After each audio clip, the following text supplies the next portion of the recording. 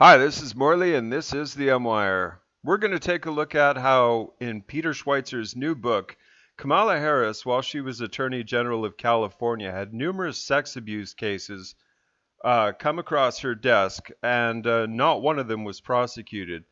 I find that unseemingly of perhaps a future Vice President of the United States, don't you?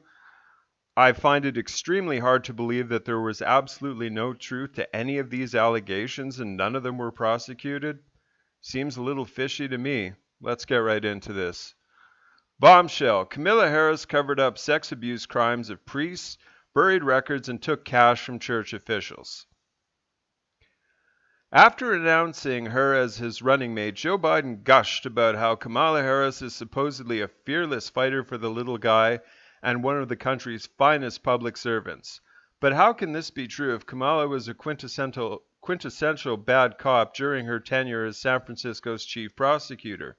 In his book, Profiles in Corruption, Abuse of Power by America's Progressive Elite, Peter Schweitzer explains how Kamala failed to prosecute even one case of child sex abuse by Roman Catholic priests despite having numerous cases thrown her way.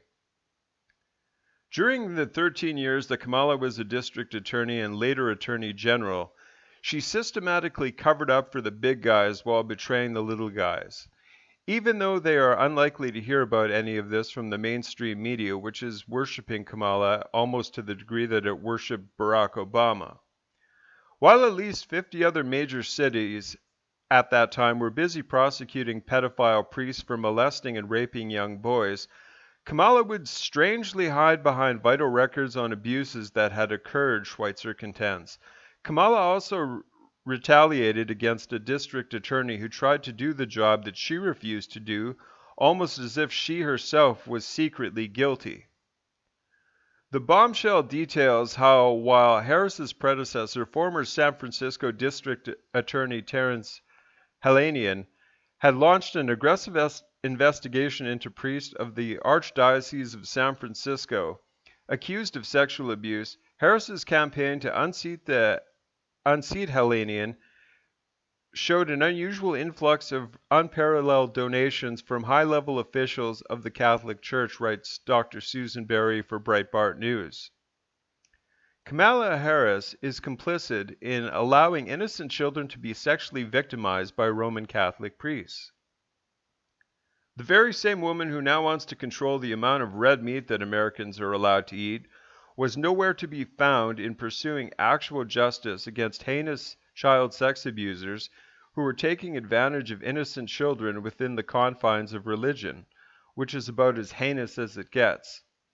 Harris had no particular ties to the Catholic Church or Catholic organizations, but the money still came in large, unprecedented sums, Schweitzer writes, noting that Kamala maintained deep financial ties to the religious child sex abusers she sought to protect. Over the course of many years, various Roman Catholic organizations and individuals trying to protect the reputation of their religion, amid compelling evidence of pedophilia among its leadership, essentially paid off Kamala to keep these crimes under wraps, and it worked marvelously. Although Harris has touted her early career as sexual crimes prosecutor, she won her runoff campaign against Helanian, and office actually worked to cover up the records of claims of sexual abuse by priests of the San Francisco Archdiocese, Dr. Berry further notes. Camilla's office once at the time that it did to protect the child victims of sex abuse in the hands of Catholic leadership.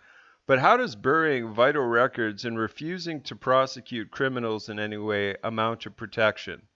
The only people protected were Camilla's donors, which just goes to show the type of person she actually is, despite all the praise and worship from the mainstream media.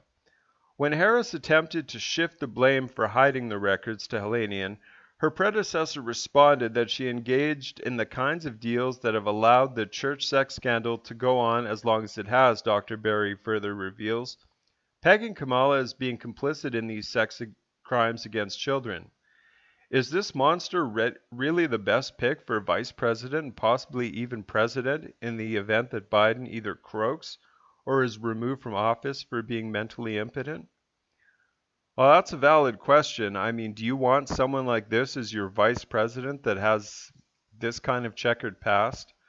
Saying nothing that she allegedly had an affair with former mayor of San Francisco, Willie Brown. Well, I mean, that's neither here nor there at this point, but this is absolutely deplorable. I thank you very much for coming along to my video. Please like, comment, share, and subscribe. I'd greatly appreciate that. And God bless.